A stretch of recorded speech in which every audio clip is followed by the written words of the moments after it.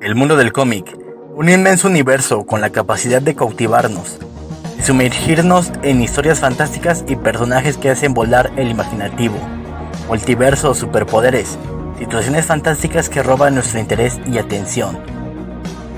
Pero existe un submundo igual de cautivador y fantástico, el mundo de los que hacen posible esas viñetas e historias, las personas responsables de crear a los personajes, artistas con la capacidad de imaginar personajes fantásticos. Hablamos claro de los escritores y dibujantes. Sin ellos nuestros cómics favoritos y la cultura pop no hubieran nacido. Se suele rezar su importancia, pero cuando nos adentramos en sus historias descubrimos que son casi tan caóticas, emocionantes e interesantes como la de los héroes voladores. El día de hoy nos adentraremos en una de esas historias, la historia de 7 artistas, los cuales se rebelaron contra la opresión de la industria de las viñetas. 7 artistas que plantaron frente a un titán como lo es Marvel Comics. 7 revolucionarios que crearon una editorial que revolucionó la historia de los 90s. El día de hoy en Detrás del Cómic nos adentraremos en la historia de Image Comics. Dicho esto, ponte cómodo, que comenzamos.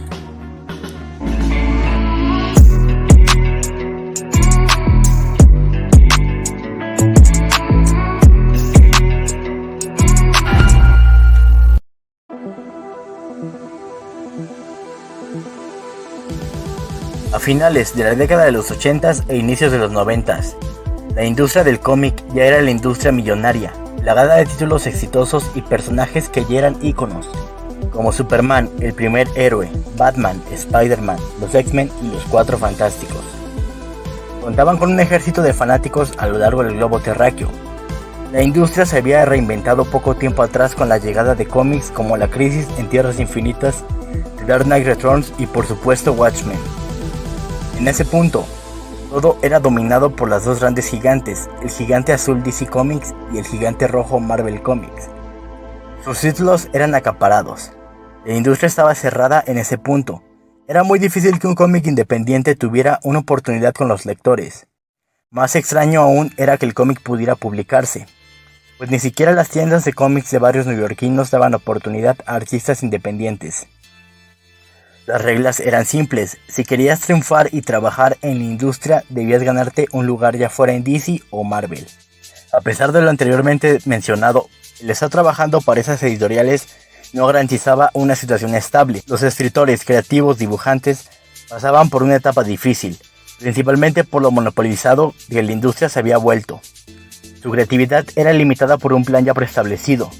Debían trabajar y desarrollar las ideas que los corporativos les daban. A la par las condiciones de trabajo eran deplorables, mal pagadas y sobreexplotados. La gota que derramó el vaso. Las extrañas ocasiones donde se les era permitido expresar su creatividad por completo, lo cual daba como resultado el nacimiento de nuevos personajes. Estaba preestablecido por un contrato que todas las creaciones del artista eran automáticamente propiedad de la editorial. Con todo esto sobre la mesa la situación era desalentadora. Era estar en las grandes ligas sin en verdad estarlo. Pero como toda gran historia surgió una persona dispuesta a cambiar el panorama. Un dibujante que cansado de las injusticias a los artistas buscaría darle un shock eléctrico al sistema. Ese dibujante era Rob Liefeld.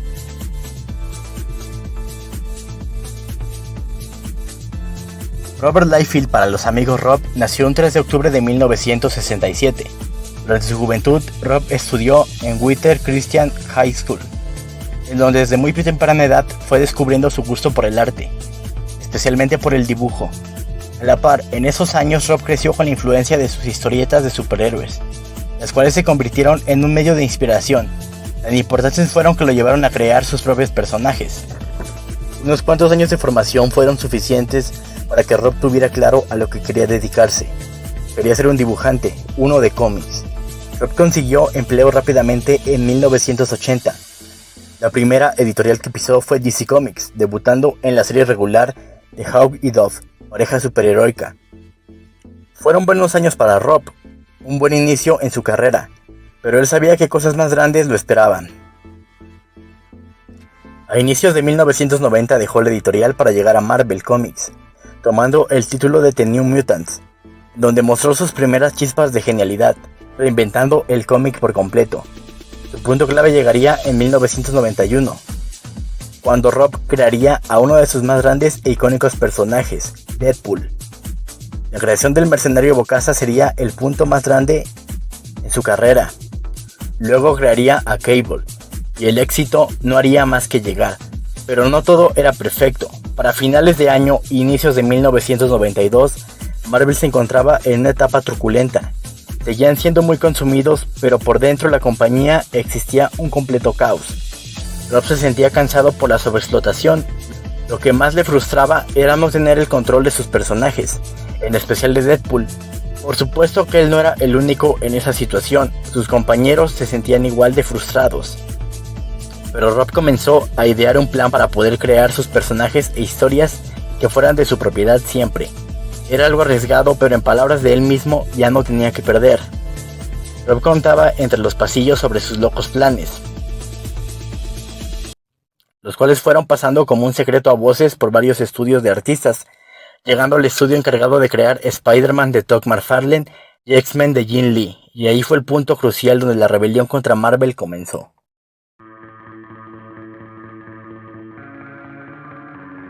Nació un 16 de marzo de 1961. Graduado del colegio William Abe Hart, a temprana edad McFarlane descubrió los cómics. Dichas aventuras impresas cambiaron su vida. Se aficionó con escritores como Frank Miller y John Byrne.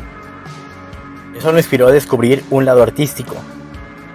Fungiendo como escritor e ilustrador, Todd se hizo un camino en la industria. Llegó a Marvel en 1988, tomando el control creativo de The Amazing Spider-Man, el título insignia de la compañía. Sus inicios fueron fuertes, propuso ideas que revolucionaron al trepamuros, como lo fue la creación del villano Venom. En 1990 obtuvo su propia serie sobre el trepamuros, con McFarlane como escritor y dibujante. Dicha serie de cómics creó el boom de Marvel a inicios de los 90. El éxito de McFarlane era antinatural. En un solo día miles de copias del cómic fueron agotadas. Con todo, esta buena racha para 1992, ya con un Todd cansado de las presiones, llegaría a su oído el plan de libertad de su compañero Rob. Nacido de Corea del Sur, originalmente estudió medicina. Jim llegó a Estados Unidos a inicios de 1980. Consiguió liderar en Marvel Comics las colecciones de Alpha Fight y Punisher War Journal. Su siguiente paso fue hacerse cargo como escritor de la serie regular de los X-Men, donde Jim cambió por completo el enfoque del título, cambiando los trajes de los héroes, implantando personalidades más marcadas en los personajes. A inicios de 1991 se le fue otorgada una serie totalmente nueva de los Hombres X, en donde Jim crearía personajes importantes como Gambito. Como dato curioso, para el lanzamiento de esa serie se realizaron 3 portadas variantes del cómic. El cómic fue un rotundo éxito. Cada portada fue agotada. Hoy en día, X-Men número 1 por Jim Lee tiene el récord del cómic más vendido de la historia. Mucho ojo, cuate. Guarden con atención ese dato de las portadas variantes, pues eso será más importante más adelante. A pesar de que Marvel Comics mantenía la mayoría de sus ganancias gracias a Spider-Man y X-Men, eso no detuvo el surgimiento de conflictos laborales. A mediados de año, una reunión se llevó a cabo. En ella, Rob Liefeld revelaba ante sus compañeros su plan. A la reunión asistieron McFarlane y Lee, acompañados por Eric Larsen, quien escribía Hulk, Jim Valentino, encargado de los Guardianes de la Galaxia, Marc Silvestre con Wolverine, Wellesley Potasio con Uncanny X-Men. En esa reunión expusieron su naciente preocupación por la pérdida de derechos sobre sus creaciones. Ese día se decidió, dejarían Marvel Comics.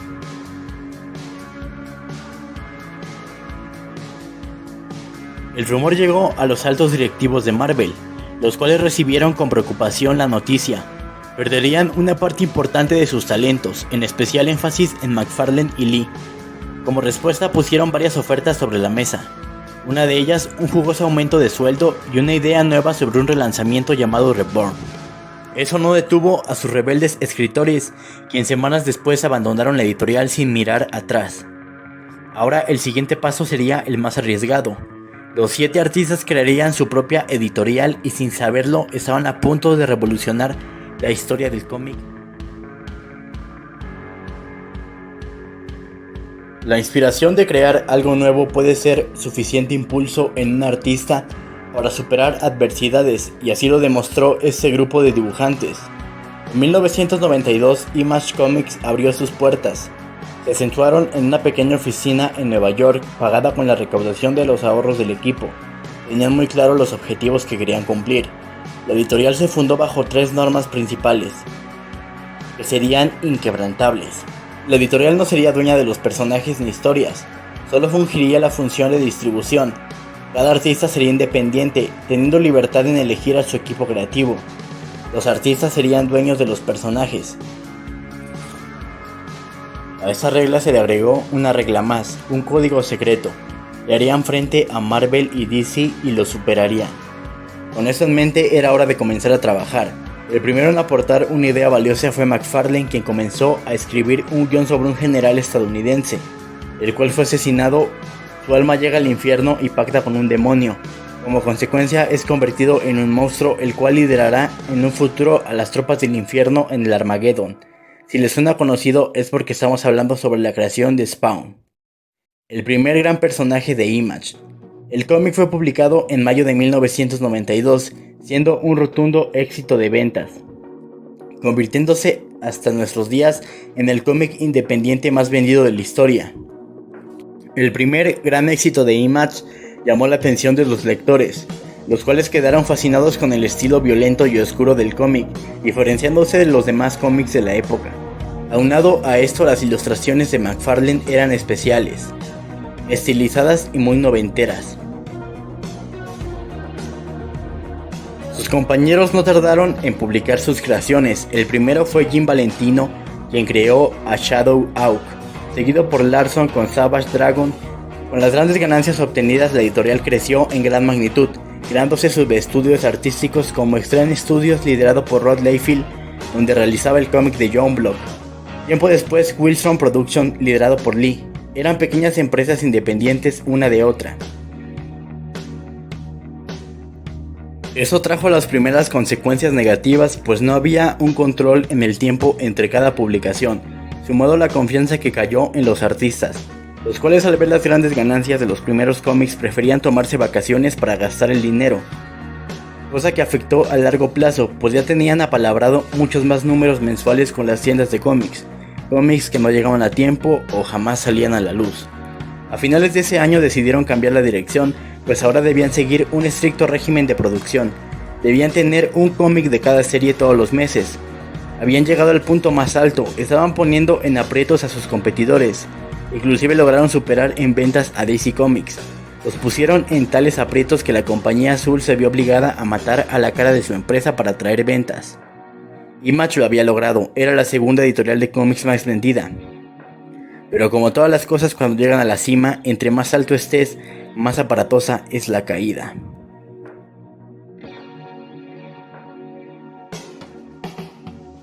Los 90 fue una década caótica para la industria del cómic.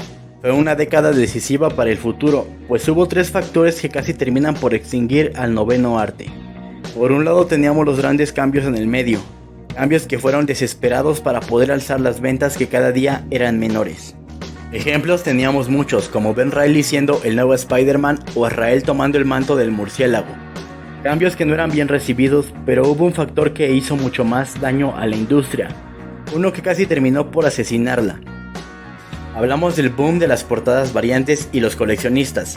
Una década antes, en los 80s, el cómic comenzó a ser visto como un medio de coleccionismo, en especial los ejemplares clásicos de los años 40, como el Action Comics número 1. Cómics en su momento fueron vendidos a precios bajos, pues eran considerados entretenimiento desechable. Lo leías y luego lo tirabas. Como resultado, muy pocos ejemplares en buen estado pudieron ser encontrados, subiendo su valor a precios exorbitantes, y ahí fue donde surgió un grupo de coleccionistas los cuales creían que los cómics actuales, los cómics de los 90, serían igual de cotizados años después.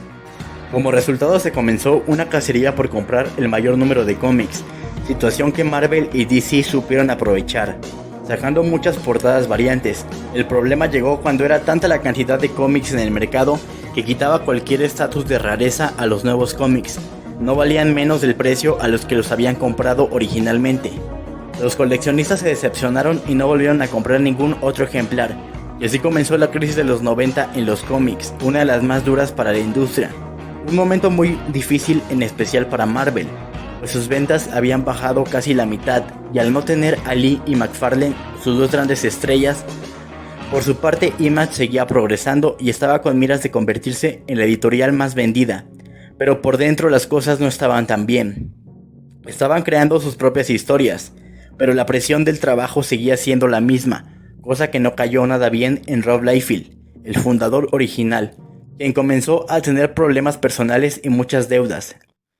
A su vez, Liefeld, quien era el encargado de la administración, acababa de crear una editorial propia, Maximum Press, la cual fue financiada con el dinero de Image. Liefeld todo un listo. Como resultado, los 7 artistas votaron y tomaron una decisión. Ese año, Liefeld fue expulsado de Image Comics. El artista rebelde que inició la chispa para encender la idea que revolucionó los 90s fue expulsado de su propia creación. Los problemas no terminaron ahí, pues meses después Marvel se puso en contacto con sus ex artistas. Les propuso la idea de Reborn, relanzamiento de toda la franquicia. El único que aceptó fue Jim Lee. Así que en 1996 Marvel relanzó todos sus héroes de la mano de Lee y Liefeld. No hace falta decir que fue un total fracaso y manchó para siempre la imagen de Rob Liefeld, tropiezo del cual hoy en día no se ha podido levantar. Por otro lado, Lee se mudó a DC Comics. Dio de qué hablar cuando vendió su parte de Image a DC. Los personajes que Lee creó independiente pasaron a formar parte de la Casa Azul. Por su parte, McFarlane quedó a cargo como líder principal de Image. La compañía se siguió reinventando. Tuvo su segundo auge en los años 2000 cuando publicó grandes historias que hoy en día son de culto, como Saga y Paper Girls.